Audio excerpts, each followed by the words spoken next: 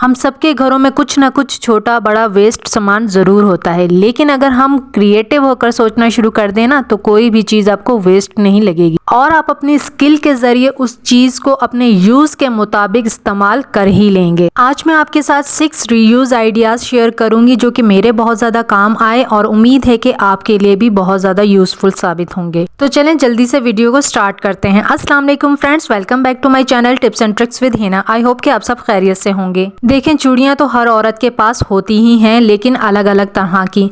अगर आपके पास मेटल की चूड़ियाँ हैं और वो बेकार हो चुकी हैं, छोटी हो गई हैं या उनके कलर ख़राब हो गए हैं या मेटल की चूड़ियाँ टेढ़ी हो गई हैं पहनने में, तो आप उनको फेंकने के बजाय इनको इस्तेमाल कर सकते हैं दोबारा से। किस तरह से इस्तेमाल कर सकते हैं कि आप इनको कैंची से काट लेंगे तो फिर इसको आप इस तरह से टर्न करके इसका एस बना लीजिएगा। जब इसका एस आप बना लेंगे इस तरह से तो आप देखेंगे कि ये एक हुक बन गया है। ये एस हुक हमारे बहुत ज़्यादा काम आने वाला है क्योंकि हुक की हमें ज़रूरत पड़ती ही रहती है। आप इसे खिड़की में भी टांग सकते हैं, कोई भी चीज़ सुखानी है आप इसके अंदर अटका दें, अलमारी में लगा सकते हैं, किचन में इस्तेमाल कर सकते हैं। जिस तरह से आपको जो बेहतर लगता है इसको इस्तेमाल कर सकते हैं। आसानी से ये टर्न हो जाता है। चूड़ी से हम इस तरह से हुक बहुत प्यारे प्यारे बना सकते हैं।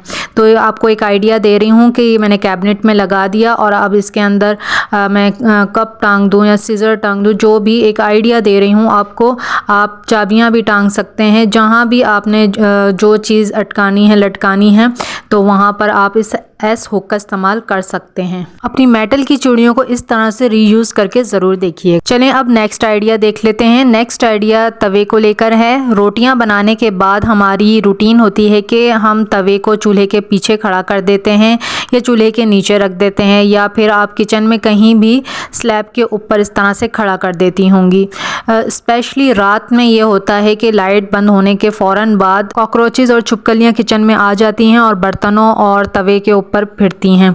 तो तवा वैसे हमें वॉश करके ही इस्तेमाल करना चाहिए, लेकिन फिर भी एक कराहत सी तो महसूस होती ही है। लेकिन आप तवे को कवर करके रखेंगी तो छिपकलियों और कॉकरोचेज़ और बाकी कीड़े मकोड़ों से ये बचा रहेगा। किचन में मौजूद सभी बर्तन और जार हम कैबिनेट्स में रखते हैं, लेकिन एक आदत होती है कि तवा हम इसी तरह से छोड़ देते हैं। लेकिन कवर करके रखेंगे ना तो ये प्रॉब्लम नहीं होगी। मैं जो करती हूँ कि ना टैप के पीछे इस तरह से तवा रख देती हूँ। मैंने ये जगह बनाई हुई है क्योंकि यहाँ पर टाइल्स लगी हुई हैं पूरे किचन में वॉल पर, तो छिपकलियाँ वगैरह ना इस पर चढ़ नहीं पाती, स्लिप होती हैं। किचन में मौजूद सारे धुले हुए बर्तनों को इस्तेमाल के वक्त हमें दोबारा से धोकर ही इस्तेमाल करना चाहिए क्योंकि किचन में न जाने कहाँ कहाँ से कीड़े मकोड़े आ जाते हैं और फिर वो बर्तनों पर चढ़ते हैं। चलें देख लेते हैं नेक्स्ट आइडिया क्या है। इस तरह के आटे के थैले या चावल के थैले हम सभी के घरों में आते ही रहते हैं। इस थैले के साथ भी हम काफ़ी क्रिएटिव चीज़ें बना सकते हैं। मेरे माइंड में जो आइडिया है उसके लिए मैंने इस थैले को सेंटर से कट कर लिया है। अब इस थैले को उधेड़ लूँगी, यानी कि 2-2 3-3 धागे इसके इस तरह से खींच के निकाल देने हैं। बहुत ही आसानी से ये धागे निकल जाएंगे। इतने धागे निकालने हैं कि ऊपर जो आखिरी वाली स्ट्रिप है ना वहाँ पर 2 इंच की एक पट्टी रह जाए, बस इतने धागे ये निकाल देने हैं। जल्दी से ये काम हो जाए इसके लिए मैंने एक कंघा ले लिया और जल्दी से अब मैं इससे ये धागे निकाल लूँगी। बहुत ही आसानी से निकल जाएंगे। पहले थोड़ा टाइम लग रहा था, अब ये कि मिनटों में हो गया ये काम। इस तरह की झालर बनकर तैयार हो जाएगी। ऊपर से 2 इंच का मार्जिन ज़रूर छोड़ना है और जो धागे निकले थे ना उनको भी ज़ाया नहीं किया, उनके सेंटर में इस तरह से नॉट लगा दी और इसको मैं मोड़ के इसकी छटाई कर लूँगी अच्छी तरह से, ताकि कोई भी धागा छोटा बड़ा जो होगा ना वो कटिंग में आ जाएगा। एक लेवल के हमें सारे धागे रखने हैं। अब यहाँ पर मैंने एक बड़ी सी रॉड ले ली है जिससे पर्दे लगाते हैं ना, रिलिंग जो होती है, बहुत बड़ी साइज़ की ये लंबी सी रॉड है। तो इसके ऊपर ये झालर को रैप कर लेंगे, ये जो हमने बनाया है। अब आप तो समझ गए होंगे कि ये क्या बनाया है। इससे मैं देखें कितना अच्छा बनकर तैयार हुआ है ये एक बेकार थैले से। इससे हम छतों के जाले साफ़ करेंगे, पंखे साफ़ करेंगे। यही चीज़ बाज़ार में बहुत महंगी हो गई है अब, और इतना लंबा उसका डंडा भी नहीं होता। जिनकी छतें ऊंची ऊंची हैं उनके लिए तो फिर वो बेकार ही होता है। तो इस तरह से घर में बना लिया, एक तो वेस्ट चीज़ को यूटिलाइज़ कर लिया और हमारे अकॉर्डिंग भी बन गई वो चीज़। अब देखें कितने सारे जाले इसने उतार दिए। अब यही चीज़ हम बाज़ार में लेने जाएंगे तो कितनी महंगी मिलेगी। यहाँ भी हमने पैसे बचा लिए। अब नेक्स्ट आइडिया को देख लेते हैं। यहाँ पर मैंने एक साबुन ले लिया है और कील को आहिस्ता आहिस्ता से साबुन के अंदर से गुजार लिया है। साबुन के अंदर कील लगाने का मकसद सिर्फ होल करना है। होल हमने इसलिए किया है ताकि इसके अंदर हम धागा डाल सकें। तो यहाँ पर मैंने सुई से धागा डाल लिया है इसके अंदर। अब मैं इस धागे की नॉट लगा दूँगी। ज़्यादा लंबा धागा नहीं लेना है, आप डबल ट्रिपल भी कर सकते हैं धागे को, ताकि मज़बूत हो जाए, धागा टूटे ना। और अब इसको हम अपने यूज़ कर लेंगे वॉश बेसन पे। आप इसको हैंग कर सकते हैं। मैं किचन में मौजूद हूँ तो इसलिए मैंने किचन में आपको ये हैंग करके दिखा दिया। इसको आप वॉश बेसन पे अपने हैंग करेंगे तो इस तरह से जब भी आप हैंड वॉश करेंगे या आपको बाथ लेने के लिए सोप यूज़ करना है तो आसानी से साबुन को लेकर इस्तेमाल कर सकते हैं। इस तरह से ये जल्दी ड्राई हो जाएगा, ज़्यादा घुलेगा भी नहीं, और जहां आपका साबुन 1 हफ़्ता चलता है 1.5 हफ़्ता आसानी से निकाल लेगा। आई होप कि ये छोटा सा मनी सेविंग आइडिया आपको पसंद आया होगा। ये छोटे छोटे से आइडियाज़ कहीं ना कहीं हमारे पैसों को तो बचाते ही हैं, लेकिन हमारे घर को क्लीन और मेंटेन रखने में भी हेल्प करते हैं। हर छोटी छोटी चीज़ के लिए मार्केट भागने के बजाय अगर हम घर में ही कुछ DIY या हैक्स कर लेते हैं तो इससे हमें दिली खुशी भी होती है, क्योंकि वो चीज़ हमने ख़ुद बनाई हुई होती है और हमारे बच्चों में भी ये चीज़ आती है, वो हमारी आदतों को अडॉप्ट करते हैं। घर को क्लीन और ऑर्गेनाइज्ड रखने में अपना किरदार ज़रूर अदा करते हैं। दिन में कई मरतबा हम बर्तन धोते हैं और बर्तनों को धो धोकर हम बास्केट में रख देते हैं ताकि बर्तन अच्छी तरह से ड्राई हो जाएं, क्योंकि गीले बर्तनों को कैबिनेट में इसी तरह से रख देते हैं तो कैबिनेट बहुत जल्दी ख़राब हो जाते हैं।